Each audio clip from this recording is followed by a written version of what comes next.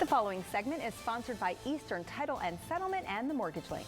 Well, the number of homes for sale has increased noticeably compared to recent years, and more choices means less pressure for the buyer. Joining us today to explain why, we have Min Hugh from Eastern Title and Settlement, Jean Pagan Bullock of Long & Foster, along with Carrie Real from the Mortgage Link, who also has our deal of the day. Welcome back. Great to see you all. Nice to be here. Of course. Let's start with that deal of the day, Carrie.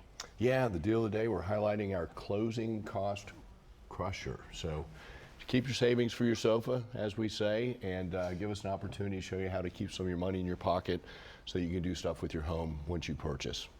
Yeah, Sounds you don't good. want you to go out there and get a bunch of credit cards to be able to pay for sofas, to be able to pay for beds, to be able to pay for decorations and stuff. So let's show you how we can minimize your closing costs and keep more cash in your hand. Sounds about good to everybody right now. So Yes, that's great. absolutely. Okay, thank you. All right, Jean, there are a lot more houses on the market now. So Indeed. what are the big benefits to buyers? Well, there's a lot, Yeah. especially for buyers. Right now, they have less to worry about. There's definitely more options for them. The inventory is 41% higher than year over year, which gives them a lot wider opportunities to explore neighborhoods, houses, styles, and price points. Yeah, they don't feel the pressure. They don't feel like I better There's make no this pressure. quick offer. Well, the pressure's off. Right. Yes. Right, the pressure's off. You don't have a line in back of you waiting for making offers. Right.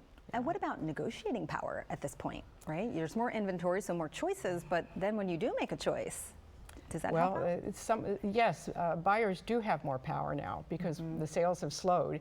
So sellers are somewhat open to price concessions, to seller credits, in other words, closing cost credits to the buyers, and also for home repairs. And also for home repairs, that's a Yeah. good point. You can kind of put that in a contingency plan, and maybe the sellers are more likely to do that, right? Does that make sense? Is that what It's they're- common. It's common. It's very common, yes. In fact, these days, about 50% of the contracts that come in do have some kind of seller credit. Ah, okay.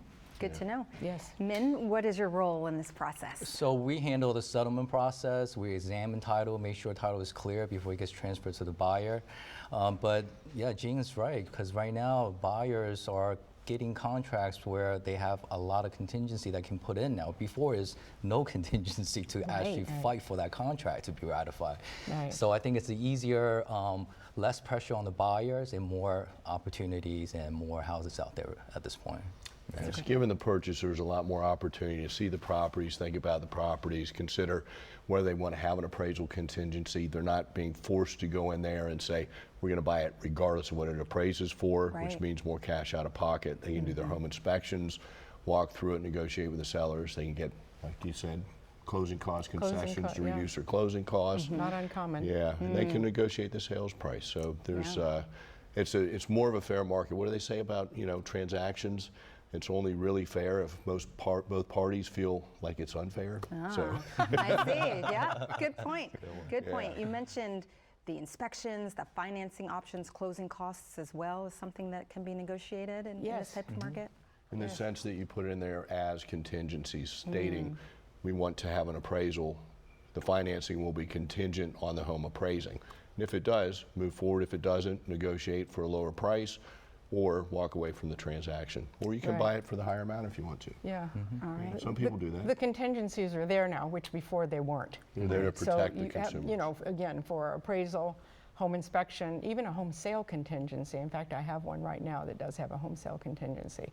Unheard of Yeah. in days past. Wow. Yes. Okay, great. Talk to us about, when you go to get that home inspection, is there anything that someone should think about in terms of making sure that home inspection is totally accurate? You kind of hear these stories where, the inspector comes in, but then the house is sold and whoa, there's an issue that wasn't caught. Is there any advice for that? Those were past times when people would not have that contingency in there. Got it. They would They waive the would- home inspection. yeah. Now we have more time to be more thorough. Yes. Okay. Absolutely. It gives you time, and also time to get your financing in order. And it's not just that, it's also other items and things that people need to make thoughtful decisions on. So it gives them time. They're not rushed. Yeah. Yeah. All right. It's a good time. Thank you guys so very much for all this great advice. We appreciate it. Yeah. Here's another look at the deal of the day. For more, the number to call is 833-MTG link or visit themortgagelink.com. And make sure you follow the Real Estate Top Performers on YouTube to get more advice on buying and selling a home in today's market.